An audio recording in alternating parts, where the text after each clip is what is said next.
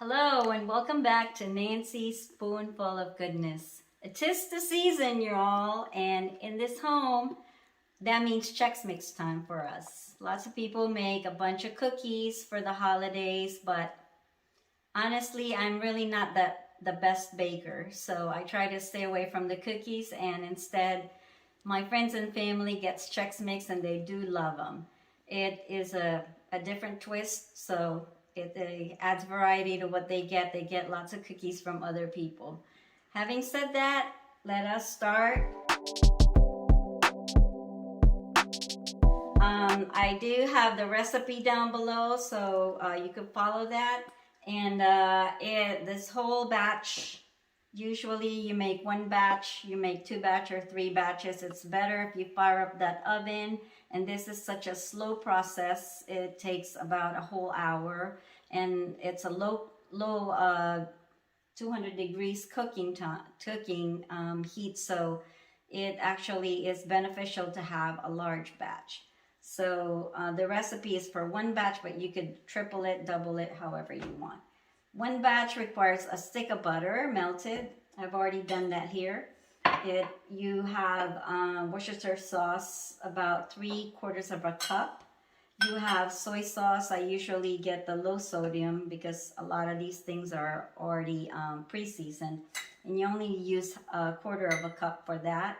And I put a teaspoon of sesame oil. I use onion powder just to sprinkle on top when it's already wet after I've painted all the wet stuff.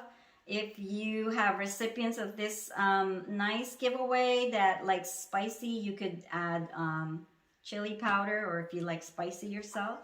So a whole box. What I do for 1 batch is a whole box of Chex corn mix and Chex rice Chex. So I saved the box because I have followers that are from another country, and they actually don't know what we're saying when we say Chex. So that helps them find it. I also add this Harvest Snaps. It's made of peas. I love it because of the green color for Christmas. They are actually long tubes, but when I add them in here, I take the time to kind of cut them in half. So it's not like such a weird shape. I also put, we call this Asian crackers, and they do add more color and more pop to the taste. They're a little bit pre-seasoned, and they come in all different shapes, star shapes, and different colors. And sometimes they add wasabi to that. And the main ingredient of this is nuts. In my recipe, I put 2 to 3 cups, but you could go all the way up to 5 cups or even 6 cups. It just depends on how you like your Chex Mix, more nutty or more cereal. So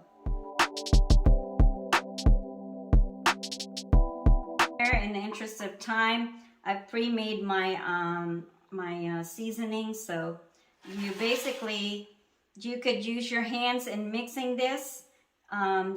Some of the recipes ask to pour the liquid, but I like using a paintbrush so that I can control and spread this out as evenly as I can focus on the Chex that are not painted. So you can find, as you keep doing this every year, you'll find that you'll change your technique, and you'll even change your ingredients as you go. And that's the beauty of cooking. There's no one way of doing it.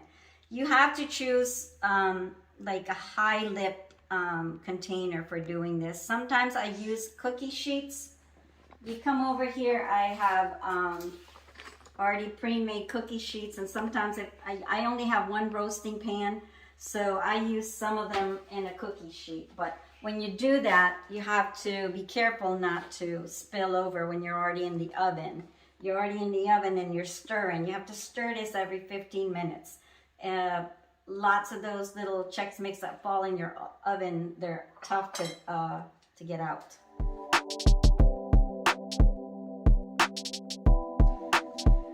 Let us put this in the preheated oven, 200 degrees. And this is the thing that you cannot leave. Every 15 minutes, you're going to have to come in here and stir. Because this container is high lip, I can safely stir this. The reason why we're doing that is because this thing has a lot of butter, and if they stick there, they will burn, and you're gonna have like little burnt particles, which is not a good thing when you're eating.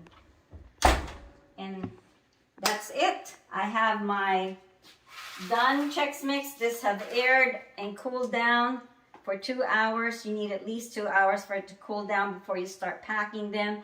And this is what it looks like. It's got a lot of browning. And you can see that the browning on the Chex Mix. And of course, the best way to test it is to see the crunch. Very good. As soon as it's cooled down, you want to take the time right away to package them. You get these in craft stores. They're called Christmas goodie bags. I put like about 2 cups, or you can fill it up all the way, but if you do, then you won't have a little gather here on top.